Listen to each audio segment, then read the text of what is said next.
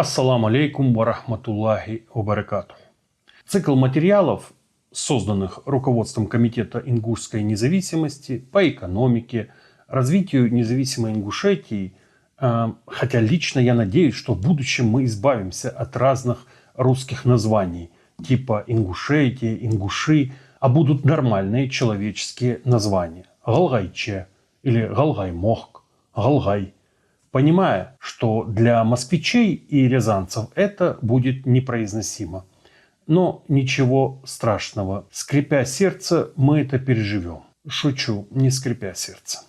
Так вот, этот цикл материалов взорвал мозг оккупантов, манкуртов, которые согласны на любые сценарии развития Ингушетии. Нищета, отсталость, полная зависимость от России. Но на нормальное будущее, пусть и не самое богатое, но мирное, спокойное и, самое главное, независимое от воли Кремля, нет, не согласны. Для них это хуже смерти. В итоге, помучившись неделю в пароксизмах сознания, их коллективный мозг не смог родить ничего путевого, чтобы они могли засунуть в свой забриллированный приемник пропаганды в облике ингушского юноши, закутанного от ног до макушки.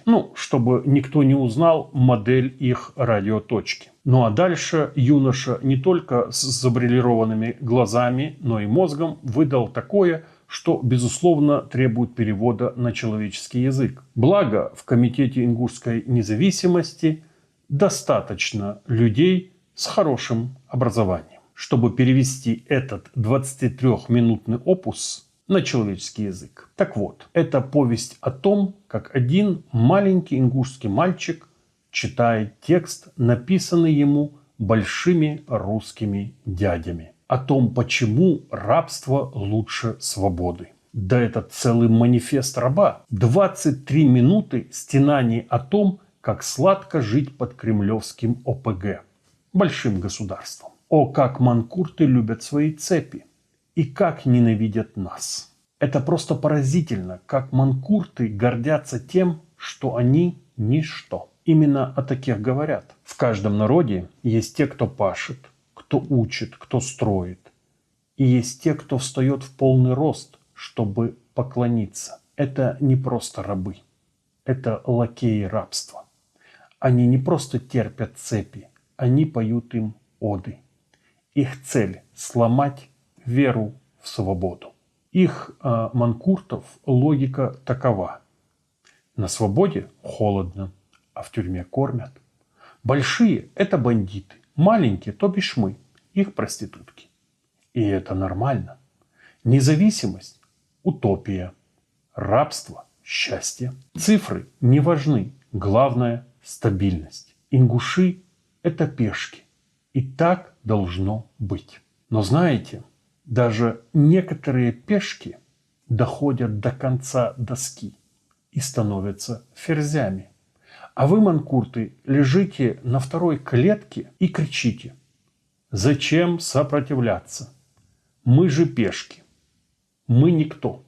Мы рождены проиграть». Те, кто за 30 лет не может проложить трубы с водой в Плиево, упрекают нас в том, что мы не сможем продать нефть по трубам. Не это ли интеллектуальная капитуляция?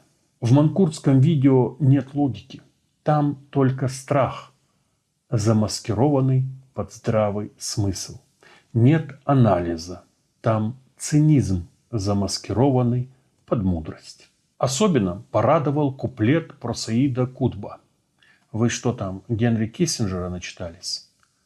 Как минимум первые 10 страниц. Автоматыш, пулеметыш, Шамиль Басаев. Вы как фокусники с дырявым цилиндром. Мы вам про хлеб и достоинство, вы нам про бомбы и страх. Спасибо, мы от души посмеялись. Все дело в том, что вы, манкурты, и ваши хозяева, знаете, без страха вы ничто. Откровенно говоря, это даже не наш спор с вами, потому что спор возможен только между свободными. А вы не свободны. Вы даже не ингуш в системе. Вы система в облике ингуша. Вы не охраняете порядок, вы охраняете цепи. Вы не часть народа, вы не народ, вы просто вахта у ворот. Но мы не удивлены вашей реакцией. Даже на гипотетическую свободу. Вспомним слова Харриет Табман, женщины, которая помогла сбежать из рабства десяткам чернокожих рабов. Когда ее спросили, как сложно ей было во время переходов, она ответила: самым трудным было не помочь им, чернокожим рабам, сбежать из рабства. Самым сложным было убедить их в том, что они достойны свободы. Комитет ингушской независимости считает и твердо уверен в том, что ингушский народ достоин свободы.